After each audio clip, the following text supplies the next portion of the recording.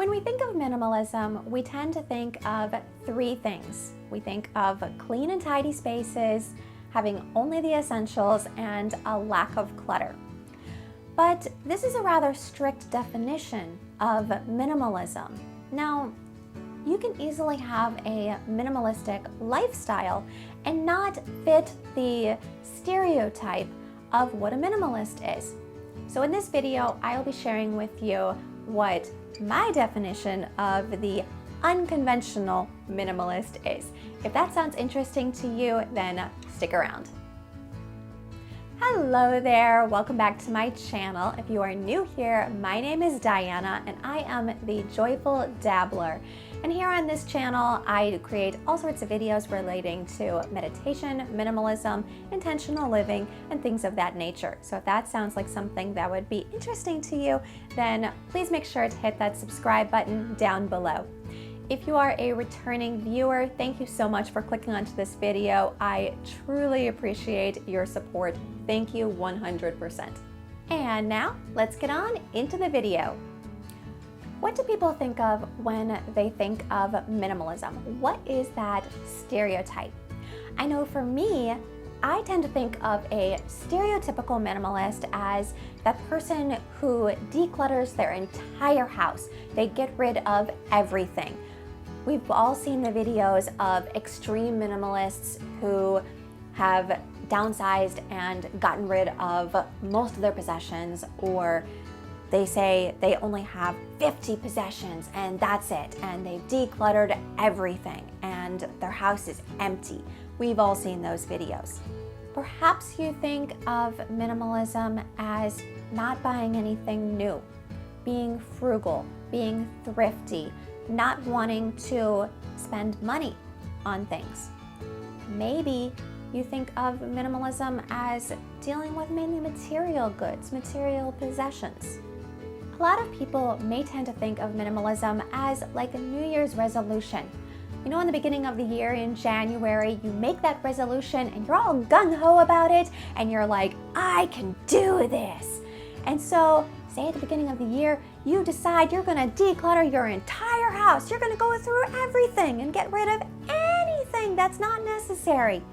So you start in on that first room and you attack it with zeal and get into it, and you get rid of so much stuff, and you make so many trips to the donation bin and to the consignment shop and to the dumpster, and you get rid of so much stuff. And it feels great, right? And then you move into the next room and you're like, I can do this all over again. And then the zeal tends to dissipate just a little bit. Picture you're in about April of the year when your New Year's resolutions tend to start to wobble a little bit. They start to teeter a little bit. You're not quite as gung-ho into them anymore.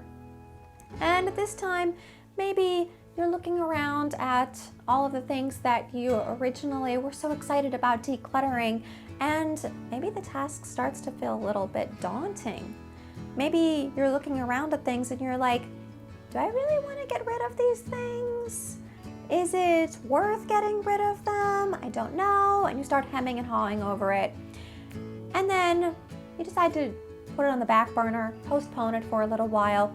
Then before you know it, it's September. And then you're like, was it that big a deal? Nah, it's fine. And then you just forget about it and you're like, all right, minimalism wasn't for me. I'm just not that person. It's not for me. Okay. But minimalism is a lifestyle.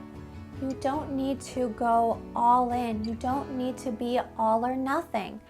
That's not the way to do anything in life. The way to do lots of things, the best way to do lots of things is in moderation. You take what aspects work for you and integrate them into your life as necessary and as you feel that they fit into your life.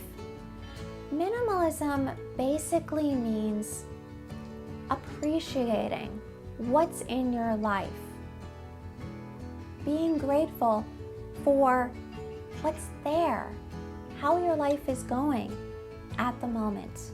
This could mean fewer possessions, it certainly could, but it could also mean having a simpler outlook on life. It's not about taking things away. It's about adding a layer of simplicity and intentionality. It's not necessarily about living with less. It's more about living mindfully, allowing yourself to let go of clutter for a short time. And this could be physical clutter, could be mental clutter, or emotional clutter. It can be all of these things. So, am I a minimalist? Well, let me tell you 6 things about myself, and then I'll leave it up to you to decide whether you think I'm a minimalist or not. All right, item number 1. I have cupboards and closets full of things, full of stuff. I'm not kidding, they're full. Item number 2, I cook most of my meals and I tend to go out to eat only once or twice a month. Number 3, I have knickknacks all over my entertainment unit. Number 4, I used to go shopping a lot and I haven't done it so much in the past few years. Number 5, I have a lot of physical items from my childhood as well as tons of photos. And number 6, I do tend to keep a pretty strict budget, a pretty tight budget. So, what do you think? Do you think I'm a minimalist? Do you think I'm not a minimalist? What do you think? Do do do do do do do do do do do do do do do do do do. All right, time's up. So if you said no, not a minimalist, you're right. If you said yeah, you're a minimalist, you're right. First aspect of minimalism, material goods. So yes, I do have a reasonable amount of possessions, which might seem anti-minimalist, right? I mentioned that over the years I did a lot of shopping and therefore I accumulated a lot of stuff. Now in 2020 I decluttered a little bit, not a whole lot. We all know that in 2020 there was the decluttering phase. Everybody was home all the time, so everybody started cleaning out their entire house. I did a little bit of that, but not that much in reality, not a ton. And so I am not what you'd classify the stereotypical minimalist in that. I did not get rid of all of my stuff, not by any means. But the thing is, I appreciate what I have, and much more so now than in the past. I'm very grateful for what I have, and I don't feel the need to go shopping anymore, or very much anyway, because I already know that I'm happy with what I've got. I don't need any more. I don't find myself wanting more. All right, second aspect of minimalism. So I do tend to keep myself on a reasonably strict budget. Now, this doesn't mean that I don't spend money. We might think of minimalists as people who they don't like to spend anything. They like to, keep the purse strings in. But the thing is, being a minimalist doesn't mean that you don't like to spend money on anything. It means that you're intentional with your purchases. So for me as an example, I don't really do impulse buying anymore. I will take forever to do research on an item and to think over, okay, what do I want this? Which is the best option? What is the best choice? I took like 1 to 2 weeks to figure out which ramp I should purchase for my pet. I have needed a frying pan for about probably a month now, and I still haven't actually purchased it yet. I take forever to make a decision and to purchase something. I just do. But it doesn't mean that I'm not willing to let go of the purse strings a little bit. I am very intentional with my money. I know what is important to me to spend money on. And for me, that is two things outside of the normal household expenses and utilities and all of that stuff that, is necessary, and groceries and all of that. The things that are important to me are, number one, charitable contributions. That is very important to me as a part of my faith. And number two, experiences and going out and doing things with friends, going to a local festival or going on day trips or traveling. I tend to treasure experiences more. I can take photos to remember them. I can journal about them and create like a diary to remember what I did. Those are the sorts of things that are important to me, and that's where I'm willing to spend the money. And so therefore, I will hold back on other things. Okay, third aspect of minimalism. I try to live an intentional lifestyle. Now, I've mentioned before that minimalism for a lot of people means living with less. And I've mentioned that it doesn't necessarily mean just living with less in terms of physical items. It also means living with less in terms of mental and emotional clutter or baggage. It involves living mindfully, living for the present moment. And I know a lot of people tend to say living in the present moment. I actually like the phrasing living for the present moment a little bit better, and let me tell you why.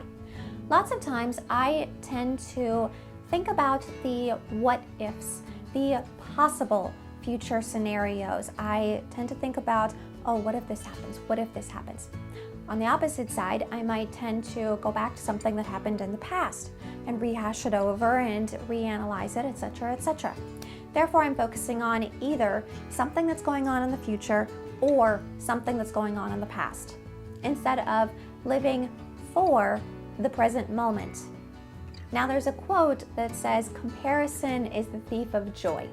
And when we think of this, we tend to think of comparing our situation or our lot in life to someone else's. But not only is it about comparing yourself to other people and other situations, but also comparing this moment in time to other moments in time. I'll give you an example. So in September, my kitty was diagnosed with epilepsy.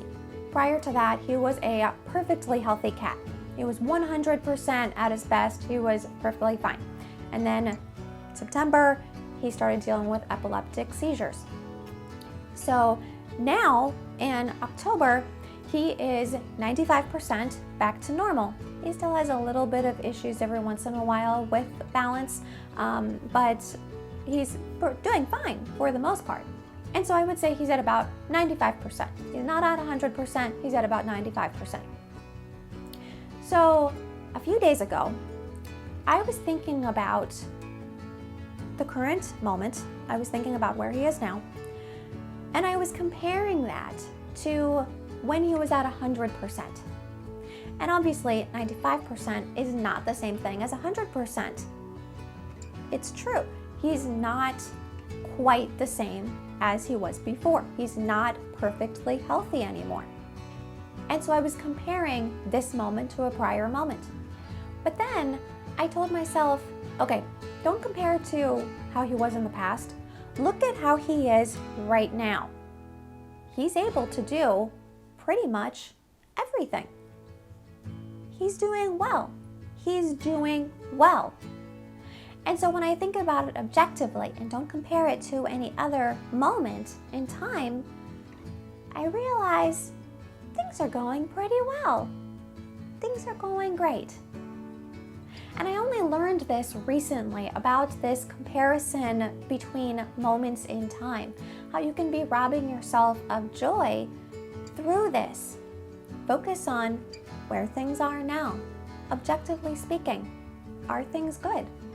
That's what I mean by living for the present moment. Also, as part of this, I practice gratitude daily. I find myself thinking about that all day long. Before every single meal, I take a few moments to thank God for the food that's been provided to me. I think about all of the blessings that I have in life, and I know that I am incredibly fortunate. And I really try to appreciate all of those blessings, everything that I have in life. And I try to thank God for that. Another part of this intentional lifestyle is doing things mindfully. For example, eating mindfully. I know a lot of us, we tend to do other things while we're eating. We tend to watch TV, or we tend to scroll on our phone, especially if we're eating alone. It just feels unnatural, right?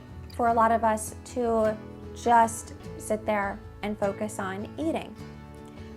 But it really is helpful to do just that. Now, I'll admit, I lots of times don't do that. I lots of times do eat while watching TV. For me, watching TV is a way for me to unwind, and always has been. And so therefore, I lots of times will go ahead and eat while I watch TV. But every single Shabbat, every Friday night, I will turn off the TV and I will sit down at the table with my food and just enjoy my dinner. So next time you sit down to eat, before you even start to eat, think about the fact that you have food on your plate. Think about the fact that you don't have to go hungry, and you have something to nourish you. Not only that, if the food is tasty and flavorful, recognizing that too, because you could have the flip side where you could have food in front of you. It provides calories, it provides sustenance, but doesn't taste good. You could be like an Oliver Twist where you're eating gruel or something like that. It's a little bit of a humorous side note, but you get the point. Just being grateful for the fact that we have food in front of us, and the fact that it tastes good. It's something we want to eat. And then noticing the flavors and noticing how it all tastes on your tongue, and just getting some enjoyment out of that. So that's eating mindfully. There's also walking mindfully. A lot of times when we go for a walk, especially if we're going for a walk on our own, we might go ahead and put in some music or a podcast. I challenge you to, next time you go for a walk, refrain from putting in your earbuds. Don't listen to that podcast. Don't listen to music.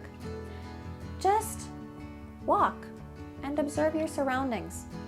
Look up in the sky and maybe you'll notice how fast the clouds are moving, or what shape they're taking, or exactly what color they are. Maybe you'll notice some flowers on the side of the road or the side of the sidewalk that you never noticed before. Lots of weeds have flowers and they're still pretty, even though they're weeds, even though we might see them all the time. But just looking at them and maybe noticing their colors, maybe even touching the flowers, or even stopping and smelling the roses, if you will. I love to do this, in all honesty. If I'm passing by roses somewhere, I will definitely bend down and take a sniff. Why not? Who cares? But just going for a walk without that additional stuff going on in your head that you're listening to or paying attention to, and just enjoying your surroundings. It really can provide a nice break for your mind. And meditation is also a wonderful aspect of this as well. Just letting your mind take a break from all of the clutter that's there. So to me, minimalism is mainly about living intentionally. It's not about having fewer possessions. It's not about not spending money. It's not about not being able to enjoy yourself or not enjoying life. It means you take a look at your life, the physical aspects, the emotional aspects, the mental aspects, and you focus on the good and you appreciate the good things that are there. You're intentional about what you bring into your life and you focus on what's important to you. So there you have it. That is what minimalism means to me. It is by no means the conventional definition, but I still feel that I try to invoke a minimalistic lifestyle. So now I invite you to take the aspects of this that resonate the most with you and integrate them into your own life. And I hope that it brings you joy. That's it for now. If you liked this video, please make sure to hit that thumbs up down below. Please hit that subscribe button as well. Thank you so much for watching, and I will see you again next time.